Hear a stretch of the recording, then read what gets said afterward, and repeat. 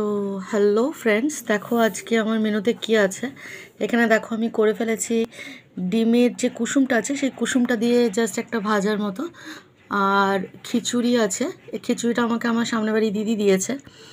আর এখানে দেখো পনির পকোড়া আছে, ওই দিদিরই হাজব্যান্ড, তো সেই দাদা এই পনির পকোড়াটা বানিয়েছে। আর এখানে দেখো বাঁধাকপির তরকারি আছে, এটা আমি বানিয়েছি। আর এখানে চিকেন পকোড়া আছে, চিকেন পকোড়া অর্ধেক তো খাওয়া হয়ে গেছে, আর 2 পিসও খিচুড়ির সঙ্গে খাচ্ছে। তো এই চিকেন পকোড়াটাও ওই দাদা বৌদি দিয়েছে। তো দেখো, আর ওইদিকে দেখো একজন খেয়ে দিয়ে তারপরে তাকাচ্ছে কেমন, দেখেছো? তো তোমাদের দাদা এখন খাওয়া শুরু করছে। তো এখন বলবে খেয়ে যে খিচুড়িটা নিয়েছে। তো দেখো তোমরা, ভালো হয়েছে।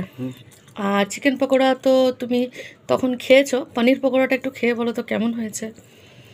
আমি তো খেয়ে দেখলাম হেভি হয়েছে।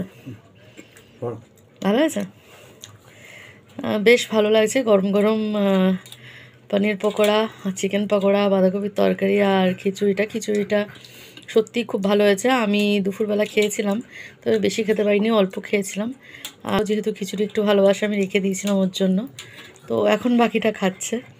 তো এই হচ্ছে আমাদের আজকে রাত্রের ডিনার।